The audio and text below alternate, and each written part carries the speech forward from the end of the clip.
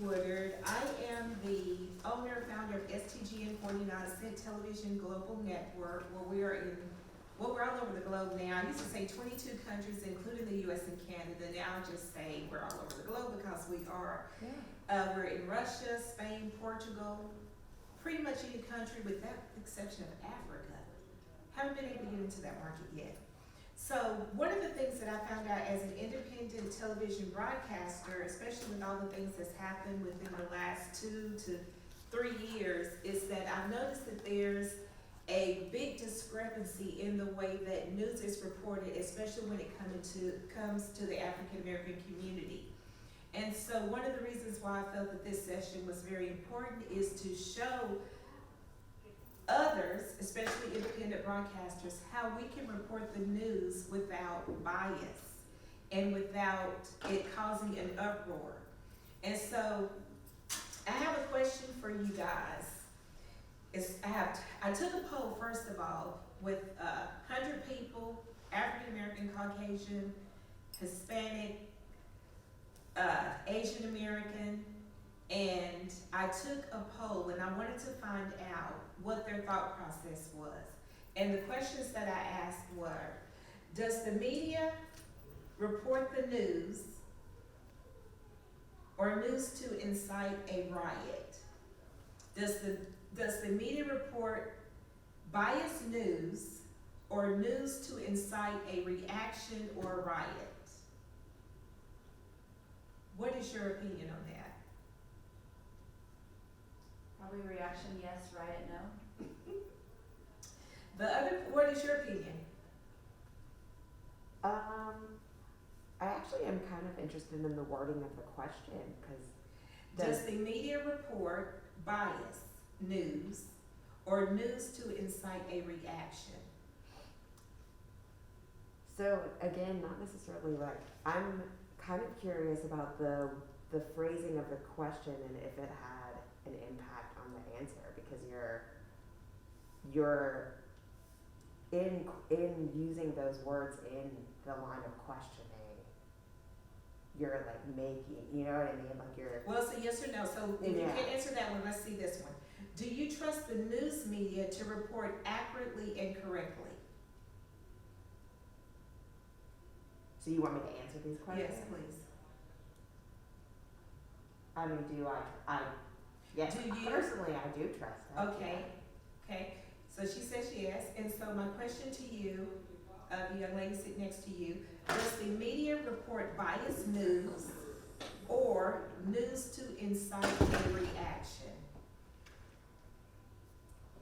I think it depends on who you ask and what it's on. You know, as a journalist, the goal is to not to do that. Okay. But we all have our own, we all have our bias, and we have to be aware of them and be aware of how we can report them without having a bias. Or, you know, no one wants to, you know. So if you weren't a journalist and you're just the everyday person outside of your profession, maybe a blue collar worker, and I step aside and I pull you aside out on the street doing interviews, and I ask you, what's your name, by the way?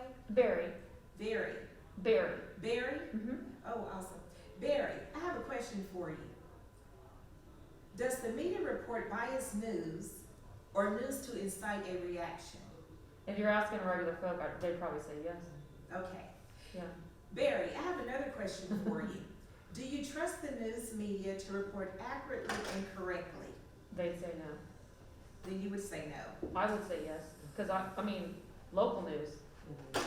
Local news, okay. So that's interesting because someone else says national news, they're not really sure and they really can't trust. Mm-hmm. And lastly, state one way, and this is what the call to action will be, state one way we as citizens can change the narrative.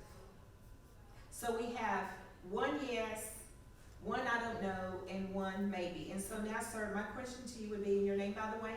Scott. Scott. My question to you is, I took a poll of 100 people, African American, Caucasian, Latino, Asian American. And my two questions were, does the media report biased news or news to incite a reaction? Yes. Wow, that's a stern Okay, my next question to you is, Scott, do you trust the news media to report accurately and correctly? Only local. Only local. So let's talk about that, because you're the second person, actually you're quite a few people who say that. So when it comes to news reporting, and what profession do you hold in the industry, by the way? I am the, it's a crazy goofy title, but basically it's a news director mixed with a station manager. I'm the director of local digital content. Okay, so when you say only local, you're talking about the local news that's within your community. Correct. And then when we talk of national news, we're talking about the platforms of what? CNN, It's all about the cable news networks, the national media on a grander scale. That does not have their pulse, their finger on the pulse of the actual community that we all live and work in. Right, okay. And what community do you represent? Augusta, Georgia. Augusta, Georgia. And so the dynamics here is a little different, because I know you said that you're Columbus, Georgia, right? And in Columbus, Georgia, it's a broad mix of maybe about 49% African American. And this young lady over here says Savannah. Savannah's almost 49% African American. Are you Savannah also? Yes, yes. Okay, and then you are Augusta. 60%. 60% African American. Mhm. Okay, and so one of the reasons why I wanted to do this subject is because when we think about the things that's happened over the last 2 to 3 years, you know, everybody's, you know, with the riots, the election, and a lot of it boils down to what is the agenda that's really being pushed here? What are they really trying to do? Are they really trying to report the news correctly, or are they really trying to incite a reaction within the African American community? And what I did a study, and what I found is that a lot of it is a lot of wordplay. And I'm gonna give you an example. So, when you're reporting news, how many African American newscasters do you have at your station? What's your name? Addison? Addison. How many African American newscasters do you have at your station? Oh, several. I'm the producer. One of our anchors is African American. Friday morning we had an African American reporter and a few others. I just work the morning show, so I was just nitpicking my thoughts. Do you write there? Do you guys have a writer for their news segments, or do you guys the writer? All right. Okay. And so when you are writing the news for a segment, what is your agenda when you're writing that news? To tell the facts of what's going on. To tell the facts of what's going on. How do you address the race of an African American person? Do you say Black, African American? So it really depends on what I feel the person speaking the words that I'm writing prefers. Because before, when I first joined this role, I had 2 different anchors than I have now, and both of them preferred African American. But now the anchors I have will go either way, and they don't have a strong preference. They don't have a strong preference. And then what about you, sir? Which, as far as the writing in place? Yes, We prefer Black. Okay. So is there a reason why you prefer as Black? Most of our staff has all chipped in and decided collectively that this is what we were. Would we say a Caucasian? Search for a Caucasian, or would we say search for a white male? Well, search for a white male, search for a Black male. It's a descriptive term that my staff decided that this is what they would prefer. Okay, and then what about you? What's your role at your news station, or the position that you hold at your? Oh, Yes.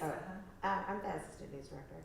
Okay, and so when you're usually writing the news, or you have someone else write it, what is the preference for the addressing of the African American race? I think it depends on the story and the context. I mean, if it's, we have it just depends on the story and the context. Like, we have like an African American cultural museum. If we're doing a story on that, then obviously we'll say African American. But then in other stories, we will use Black. Why is that? Oh, I think that's just kind of similar to what you were talking about. We've discussed it in the newsroom a bit. But I do think it depends on the story and the context. Would you agree? Yeah, and if you're using, even if the race is needed, if it's relevant, Or if it's, yeah, do you use it or not? And then, our community determines that a lot as well. yeah. We're really open to we have a very great connection with our community. So we're very open, and we'll ask. Mm-hmm. And what did you prefer? We did this years ago, many years ago. Okay, so one of the things that I found is that a lot of the news is being reported and is used as wordplay. For instance, during the riots, they were calling them riots, but the AP came back and said, don't call it a riot, call it an unrest.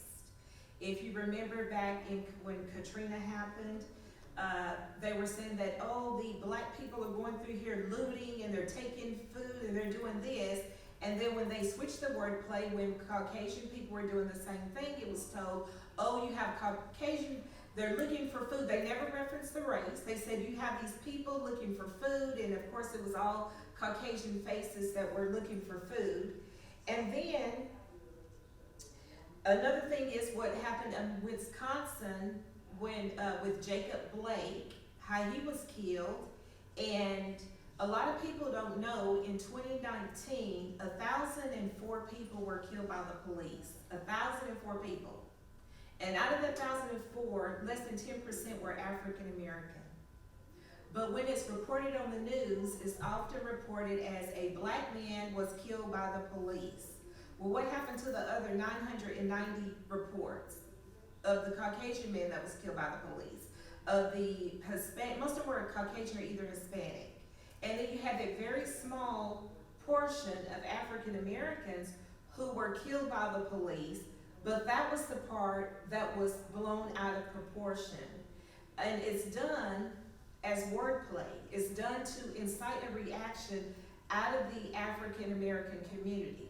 So my job as an independent television broadcaster is to be that bridge in the middle to say, you know what, yes, there was a man killed by the police, but these are what the facts are. Why did race play a factor? Why does race have to be displayed when it comes to an African American being killed by the police? So what I want us to do is to figure out a way collectively how we can stop allowing the mainstream media to use the wordplay to incite a reaction within our communities. Do you guys think that's fair? Absolutely. So let me give you one example, and then we're going to talk about this. Do you guys remember back in 2016 where the attorney was in the backseat of his car and he fired a firearm and killed his wife? It's like an Atlanta story, but it was national. So in 2016, his name was Claude Tex McEver. You guys don't remember this story? Okay. Well, the way that the news headlines read is, a prominent attorney accused of killing his wife will go on trial on murder next week. This was in 2016. I think he just got the sentencing sometimes this year or last year. And then it names the news station. Mark Mines is taking a closer look at the case. Both sides can make it to court. And so the headline reads, a prominent attorney accused of killing his wife will go on trial for murder next week. This is what was in the headlines yesterday. Atlanta lawyer shot and killed in apartment by man she was dating. And the first line of the story says, a black woman lawyer has been identified as a victim in a shooting that happened Wednesday. Do you see what's happening here? Let's talk about that. What's your opinion of that? What is the relevance of, if it's a lawyer, if it's a prominent person, why does the race matter? Is that it? Now, if there's a sidebar to that story, if it's a high crime area, possibly, but if you're talking about a professional or someone that's been killed, do we identify every race of everyone that's been killed? Do we separate it that much, or is it a combined, collective thought process? Someone died, someone was murdered today. I don't care what race they are, or even if it's a male or female. So I don't have to dig into those details. Now, if we have pictures or images that we're actually able to show, that video tells the story itself. You don't Absolutely. have to identify a race. So, and what's your opinion of that? So something our station does is unless the person's race plays into the story itself, like their race is why they're killed, we don't mention it at all, so. So when you say unless the race plays into it, when you're reporting the news, what would be an instance in which race would play a part to where you have to mention race when you're reporting a news story? Like a story about racism. Like if somebody decided to kill a person and they explicitly said something that, where the police made a connection that. Like a racial slur or something? I'll give you an Yeah. example. Okay. We had a situation where a black guy went into an automobile dealership. I work with Addison at her station. We had a situation where a black guy went into a automobile part shop, said, "I want to kill white people," and started stabbing a white clerk.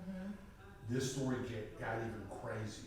2 weeks later, in the Muskogee County Jail, the black guy wakes up in the middle of the night, gets a shank, and kills a white inmate. The same guy, The same guy. okay? The same guy was in the jail cell with a white guy for some unexplicable reason. But race clearly is important in that because you had a proclamation, witnesses heard, and was in the police report and was in the initial hearing testimony of what the motive of the initial crime that put the guy in jail was.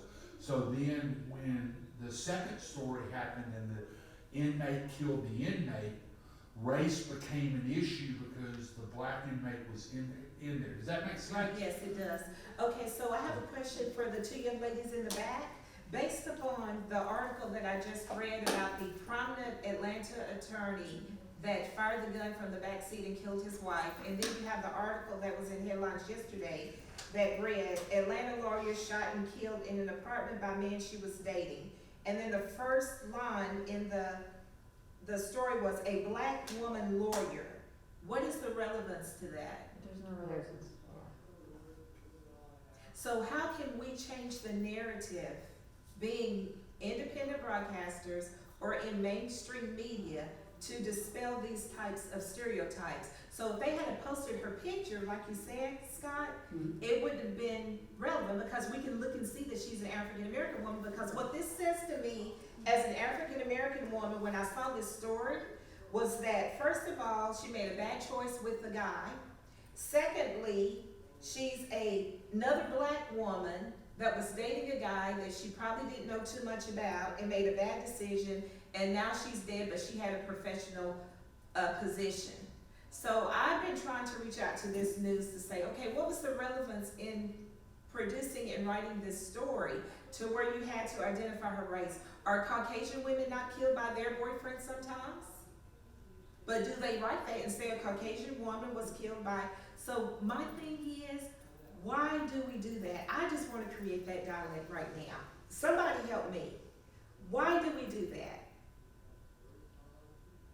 I don't know, I can't speak for anyone else, but it's getting as much information out as possible would be the only reason I would think, unless it is just trying to identify a certain race, and maybe in some producer's mind, their thought process, well, we gotta identify, if it's a black person that's involved, we have to say black. If we don't say black, then we're gonna assume that they're white or. But why do we have to put that label on there? Why do we have to attach it with race? How come if someone sees that, if they want to know that much about the story, they can go and look it up and see? Yeah, I agree, and that's something, again, that we have been dealing with and working around for many years. And this was earlier on, especially my career in Augusta. How do we address this? Why do we have a crime blotter with 6 black individuals with this? And it's like, there's white people committing crimes too. Why are we separating the races? Why do we have to separate that? Why not are we let the saying story it's tell race? itself? Right, absolutely. Allow the story to tell itself. One of the reasons I believe first of all, knowing the history of the African American community, especially with this being the South, even though I'm from Tennessee, moved here from California, there's a stigmatism attached to the black race, and it goes all the way back from slavery. So that stigmatism has been passed on and on and on, and even today.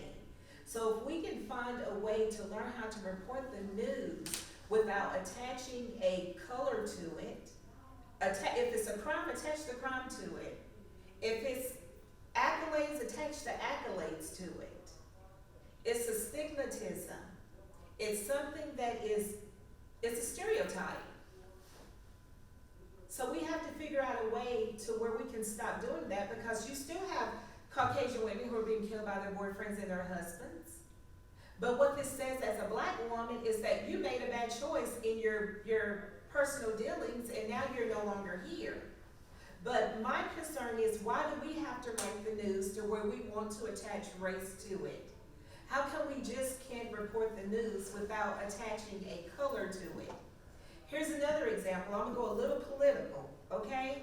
So prior to President Trump becoming president, he was in pretty much every rap video. Pretty much. Did you guys know that?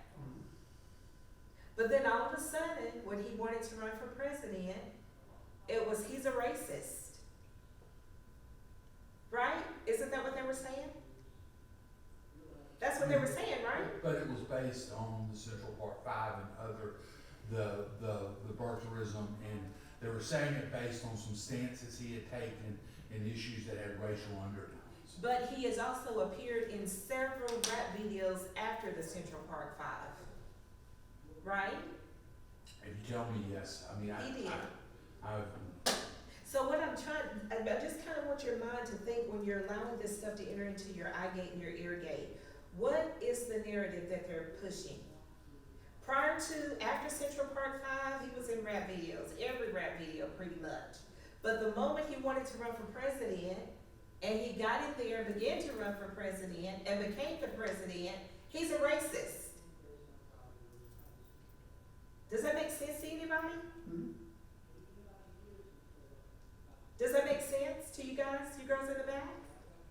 I mean, we don't call them racist at the Yeah. local level, But not no- news commentary, you know, and, you know, that's the political game of itself, you know, So, unfortunately that happens.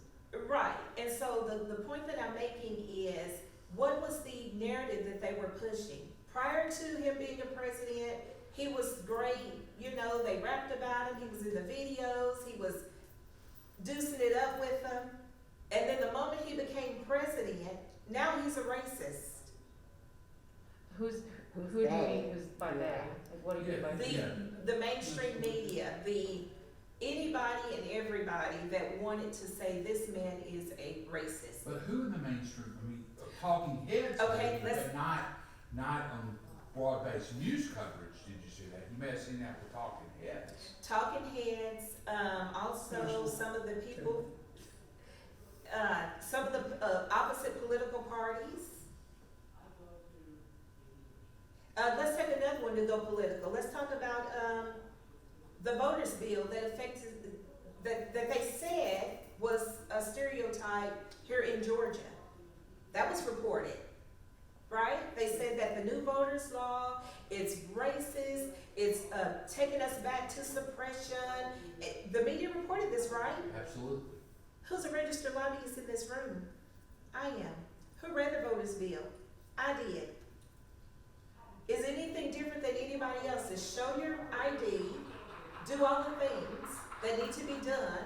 So there was an agenda that was pushed without it being, without the research being there. So my question is, as an independent broadcaster, what my job was to do is to go in and say, that's not true.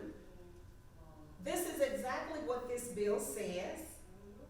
And it's the same as the law in this state and the same as the law in this state. So how do we learn how to report the news without putting the bias in it, especially when it affects the African American community? I reported on that bill a good bit. I read the bill before I ever reported. I read the multiple layers of it. There was a bill, second bill, and then a third part that finally came out of it. I talked to Calvin Smiley. I talked to Carolyn Hughley. I talked to Randy Robertson and white senators and representatives about it before I ever reported a thing. Now, and Richard Smith, the white Republican, but Carolyn Hughley, Representative Hughley, who I have great respect for. She was talking about that it was designed to suppress minority Do votes. you feel that it was designed to do that? That's not my job to feel. My What job's to what is your report. opinion? When you I don't read have it, an opinion on when that. you read If I it, give you though- my opinion, I'm doing the same thing you're accusing us, everybody. of. but when you read it, did you feel that it did that? When I read it, there were things that raised red flags. We have the best election supervisor in the state of Georgia for Muskogee County, Nancy Bourne. I read it, then I went over it. The things I had highlighted, I went over all of my highlighted questions with her. What does this do? So I had a pretty good understanding of that bill when I started reporting it, as it was changing. And, you know, there were things in it, the drop boxes could Yeah. certainly, the limiting of the drop boxes, we can have one, maybe two drop boxes in Muskogee County. That certainly will impact minority voters more than white voters. So let me ask you a question though. I read the bill and I don't think it was suppressing. I don't. But I feel that the way that the news reported it was to incite an uproar. And so I'm gonna stick with the narrative here. How can we as independent broadcasters and you guys in mainstream, how can you fix this? Because you write the news for your station, right? How will you fix this? I think Chuck said it exactly right. We don't have opinions in our newsroom at all. What we do is we show other people's opinions. So if the other person's opinion is that this bill is racist, that's her opinion, and we'll talk to somebody who has the opposite opinion. And then given those two sides, then our viewers get to make their own choice in what it is. So if a guy was killed in your community, an African-American guy, do you guys say an African-American man was killed in the community, or a man 47 years of age, 6'2", was killed in the community? The second one, The 47, you don't attach the race? no. But we did say, when Senator Warnock was elected on January 5th, he became the first African-American senator in the state of Georgia. Because that's a historic thing. It was a historic Well, deal, yeah, that's- and we reported that. That's a historic, impactful moment. Okay. And that's a case where I did use race in a reporting of it. Historic moments like that are good, but, you know, talking about the voters bill, we did a couple of things. One, just red team, green team. We're gonna play this out with our staff. And went through the bill, read the bill, got Representative Howard to sit down with me, who's a Democrat.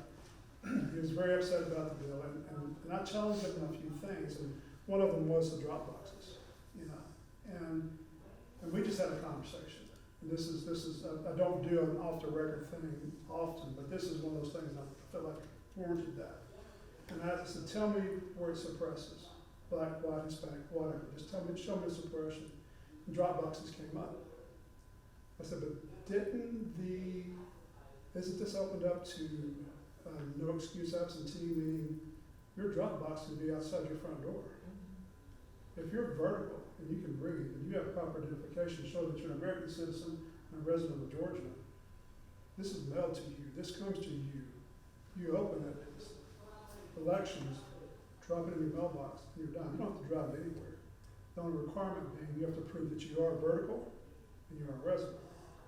And couldn't answer to that. He stopped. Yep. Pressured Mr. Warnock, Senator Warnock on this, and did not answer. So what is the reason? Why aren't you getting behind this is an opportunity for people to attend and vote and have their voices heard? Why aren't we pushing that narrative instead of this is suppressing, this is keeping people from voting? What do we do to get people to the polls? What do we get people to participate and secure elections for Georgia and for every state for that matter? And again, that's the ultimate goal, is getting those voices heard, regardless of what party you're supporting. You know, our job is to get that information out there. And if we start seeing on a local level a narrative that we perceive or think or might be false, we have to look at that. Because we're not competing now just with our networks that we work with, but also all the cable news and all the social media, all the false information that's going out there. Who's the truth seekers? Who are the ones who are providing an unbiased, tell that narrative, or not a narrative, telling that objective line right down the middle, here's the facts, here's what's gonna happen, here's how you can register, here's how you can vote, and here's how you do it. You know, That's where we kind of fell into. I offered Richard Smith, who's the chairman of the House Rules Committee, and Calvin Smiley, who's the dean of the House, who's just been named ambassador by Joe Biden to the Dominican Republic. I offered those two gentlemen a chance to come on my podcast and have a discussion, not a debate, a discussion about the voter bill. And that podcast never happened, and it wasn't one of them. It was both of them were not big fans of coming on in a very open discussion with a kind of just a conversational approach to it. And these are two guys that, know that law backwards and forwards, and both were heavily involved. If you're a lobbyist, you know Calvin's reach up And there. that's not gonna happen if you have a narrative being pushed, it could be damaging to, from the political side, to either party. And, but our job is to provide truth, Yes. truth and accuracy, and that's where we have to maintain our focus. We don't want to, produce a giant headline that's gonna grab ratings or it's gonna attract hits on the website. Yeah. It is to focus on the truth. Right, and so, because you said that it is to focus on the truth, one of the ways that we can follow up with the truth and push the right narrative and dispel the one that's trying to incite the riots or the uproar is that we can write white papers. We can follow it back up with our social media. I love the thing that says fact check. Where they get out there and especially during the debates, they come back and do the fact check. We can do fact checks and write our white papers and say, this is what they said, but because we're your local news reporting, this is what we discovered, and these are the facts. This is the truth. That's one of the ways. Another way that I felt is, as journalists and independent broadcasters, we can change the narrative by re-reporting. I know that's what you heard over there, but this is what you're gonna hear right here. And we can take that from a no bias, a prejudice, or a racial point of view. Meaning that if a man gets killed in Augusta, Georgia, or Columbus, Georgia, or Savannah, we don't have to attach that stigma, a black man was killed by the police. Because when you go back and look at the footage, you're like, well, what exactly happened here? Let me ask you this, and I think you're bringing up an excellent point. But how do you keep race out of the Ahmaud Arbery drama? How do you keep a thing that's clearly got race at the focus of it? How do you keep race out of that? Well, I don't think you're gonna be able to, because why? Okay, when you look at what they did. In the coverage of it. In the coverage of it, okay, in the coverage of In it. the coverage of it. When you look at what they did, that was almost like, you're in the South, in your woods, the KKK's around the corner, and he's running for his life. You just can't. You can't. There's no way to keep race out of your coverage of it, because the testimony is involving race. The opening and closing statements and arguments will involve race. Right. So it is what it is. And then that may come down to something that is racially motivated. And, it's just, you have these guys that see someone and they instantly see his skin color. And assume he's there for bad reasons. So, he's there for bad reasons, and this is part of the story. And that is part of the story, that's what you report on. Here are the facts, here's what happened. And then when you get down to the attorneys and to the men that committed the crime, this time to hold somebody accountable. Right, yeah. And it doesn't matter, it could have been a white kid, that part does not matter. A horrible crime happened, something that should not have happened, and it's not okay. It's not okay. And then and even the further coverage of it, the white judicial system initially was slow to react, and that's a kind way of saying it, was slow to react in the way that they handled the alleged killers in this case. So They were. Barry can talk more on this, but wasn't the DA involved somehow with that? Yeah. and the DA is currently under indictment for allegations involved in the way she handled that. Accountability, yep. Yeah, accountability. That's a good word. That is- So can we have accountability when we report the news in a non-biased way? Can we take that race out of it and say, you know, unless it's like a crime where they put out an APB, we're looking for a 6'5" African American. That is the only reason why I think race should be reported. You know, Not when it's addressing that someone got attacked by the police, or someone made a bad choice, or like the young lady that was killed by her boyfriend. I think we have accountability, we have to be accountable to ourselves as journalists.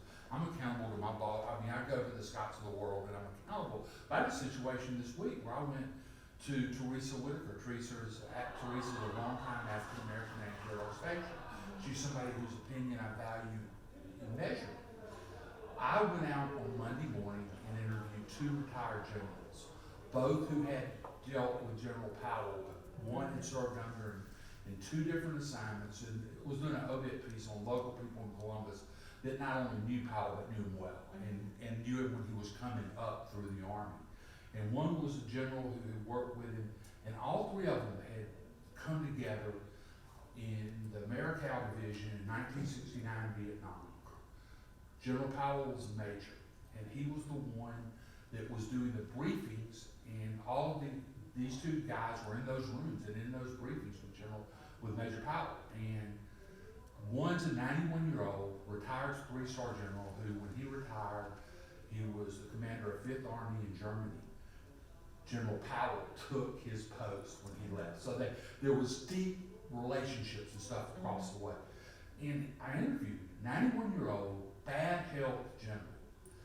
And one of the things he said was, what was your first impression of the major briefing? And he said, he was incredibly articulate. My red flag went up immediately because as a white guy, articulate when you're referring to an African American is one of the things that sends a red flag up to me, because it can be used in a racial way by a certain generation. But after he said he was incredibly articulate, he was knowledgeable, and when he got through talking, he knew exactly what he was talking about in every aspect of it. Used that whole soundbite. But I was having second thoughts as I was putting the package together. And I asked Teresa to come over and look at it. I said, I want you to tell me if this is offensive. And she looked at the soundbite, and she goes, thank you for asking. And then she said, it's not because of the way the soundbite finishes. Right. But as a 61-year-old white guy, I know what my biases are. I know how I was raised. I know where I was raised. And I try to check it every single day. And I was scared to put that quote on that soundbite in the story until I had somebody that I respected say, this is not offensive. Right. And so that's how we hold accountability. We check ourselves. Absolutely. And then too, it's okay to invite a sister, a minority, or African American sister or brother in to say, what do you think about this? How do you feel? Yeah, I think so, because we don't want to offend. We want to find a way to make it better, especially with the upcoming election. We want to find a way to make it better. We want to find a way to say we're not going to report news to where we have to segment who we are as a race. And that's what we do. We segment it. African American killed. This man was killed over here. American woman killed. But you have the same thing happening over here. We have to stop allowing them to segment who we are as a race. And because it's not done to uplift, it's done to demean, it's done to express like some type of curse, it's done to say that this is almost just worthless. It's done to really wordplay who we are as a people, and that has to stop. So the other thing is develop a relationship. This is what we all can do as an independent broadcaster, and you guys in mainstream. Develop a relationship with locals within the local community and create rapport to build trust. Do you feel that that's something we could do? How often do you go you're in Augusta, how often do you guys go eat at a local minority restaurant just to find out who the people are in there, and you learn how to trust them and talk to them, and they will give you a good news story. That's another way. And then ask yourself what prejudice is within your heart, which is what this gentleman here says, to keep you from reporting in a non-biased manner. So you said that you have to check yourself sometimes to say, let me see, do I really wanna go here? Let me go get a second opinion. I do, and you know, it's interesting. I watch some young African-American reporters in our room who may be checking themselves on the other side of that. I've seen that happen a couple of times in our room. And, you know, it's we live in an incredibly complex time. Where race is there in almost everything you see. Politics, I mean, it was there throughout I covered all of the sophomore when I left for Purdue stuff. And every time you walked into a rally or to an event, race on both sides of it was an underlying theme. And I think that's one of the things that makes somebody like me more valuable as a reporter. I know that. I know that when I walk in the door or I get out in the parking lot. And it helps me to be more accurate, the fact that I'm aware of that. Right, and we have to be aware of it. So can we stop allowing race to be a part of everything and just see people through the lenses of a higher power or our creator? Is that something that we could possibly do? Absolutely, I think on our level, it's something that we strive for and what we're trying to do. But we are, I mean, it's hard when you're going against the bigger mouthpieces that are on the national level. I mean, we see those strings being pulled every day. And we're on a local level, I know for us, and I'm sure for Chuck and RBL and these guys, they're doing the same thing. They want to connect with their community. It doesn't matter who you are. It doesn't matter religion, sex, race. That doesn't matter. We're all human beings, right? So we want to connect on that organic base level. But you're competing with the social media and these anger, these darts that are being thrown daily. But do you have the power to utilize your social media to dispel We do. what's been put out there? And that's another responsibility for us is to make sure that we're getting that bias removed. We're actually pushing community. And what happens if we come together as a society versus our politicians and against the ones that are pulling the darts and pulling the strings? What happens when we stand up as a group of people and stand up and say, wait a minute, my voice counts, Yeah. period. Forget my religion, forget my sex, forget my skin color. Mm-hmm. This is I'm a person that contributes to society. That's what counts. And once we get everyone on the same page with that, then we move forward as a society. But right now, it's tough. And in Augusta, I am the minority. Yeah. So, which is I don't think about it. I mean, that's it's a non-issue for me. But it's growing that community. The most interesting part, 3 years ago, I went from a 30-year newspaper career to on-air TV. I mean, just a crazy switch. And our demographic at WRBL has a heavy African-American viewership. There's no question.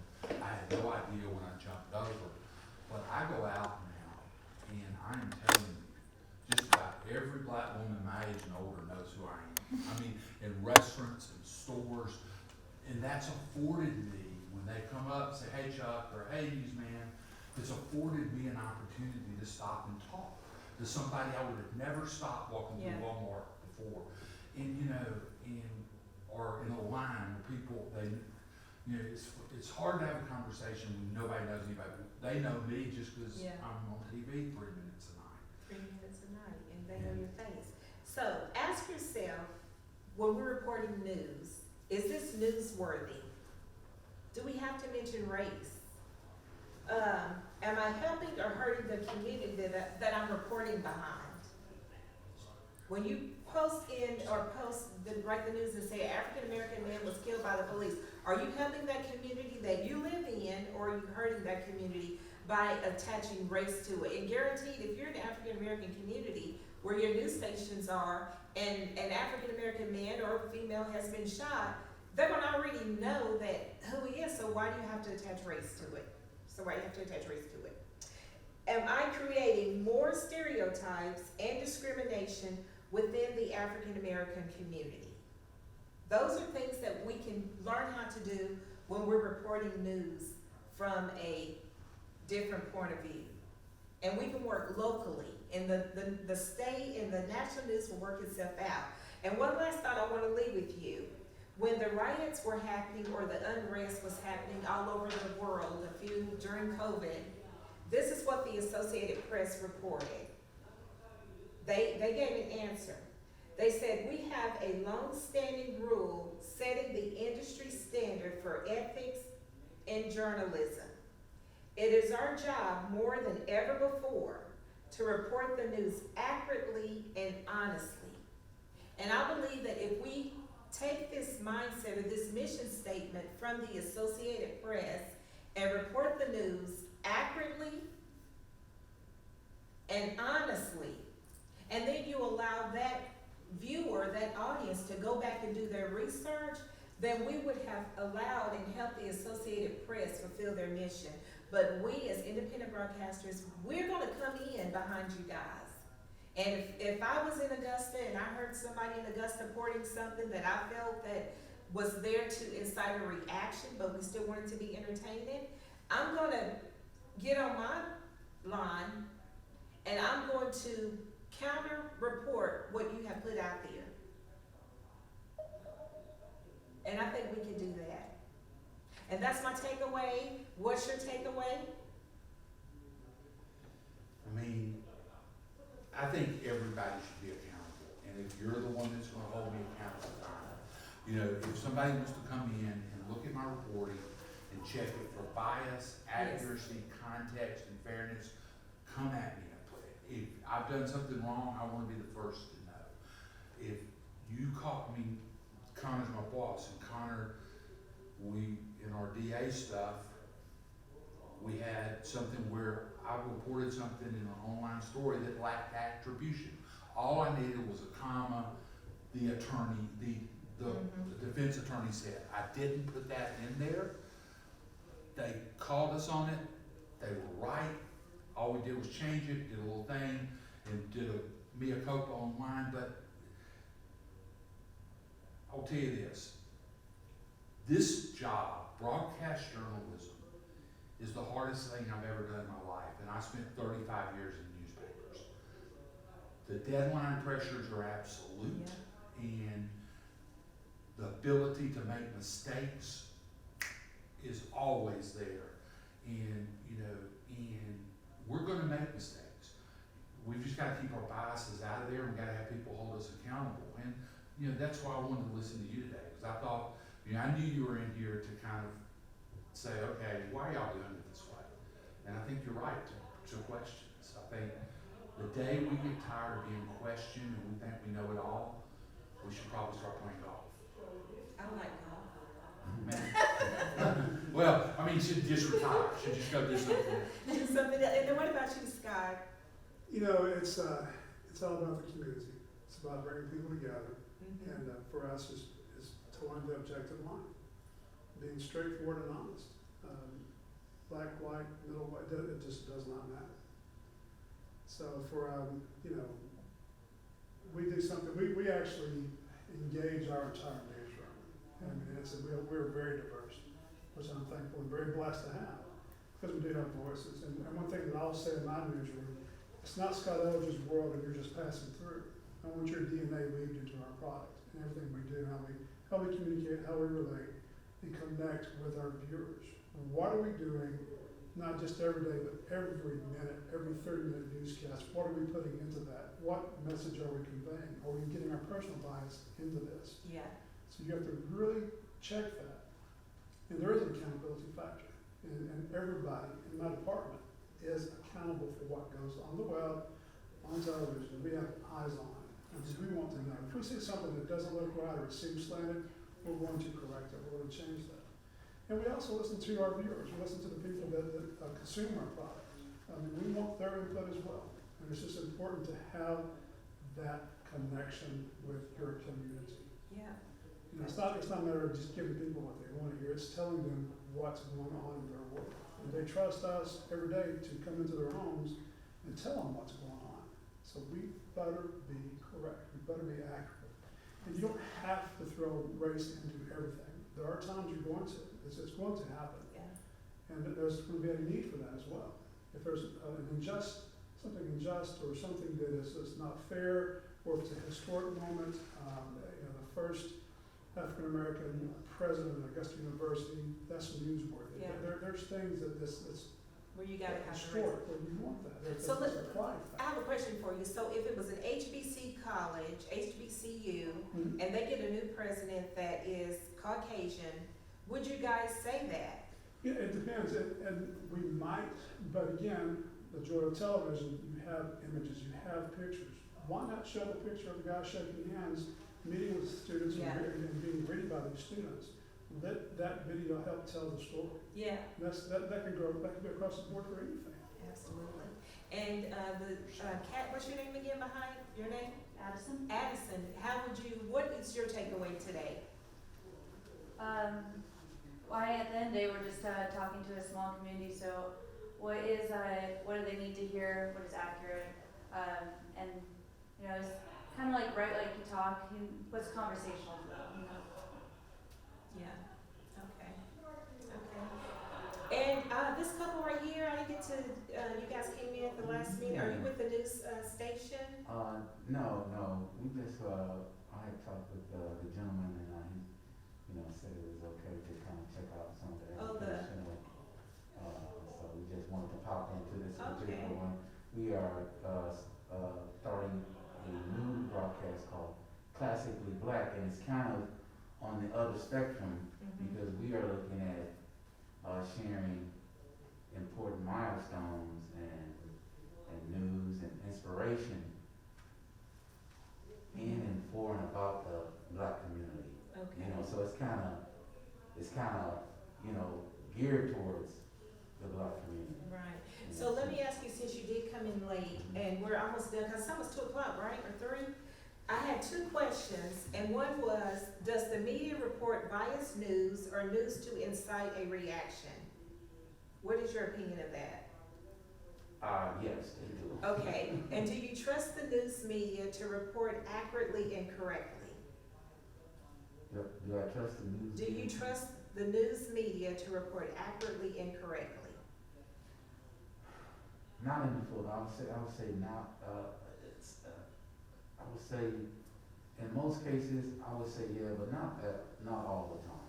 Okay, that's what we were talking about here today, and we did a poll of that. Do you feel, being African American, that when the news is reported and they say a Black man was killed by the police or a Black woman was killed by the police, if that's done to, why do you feel they do that?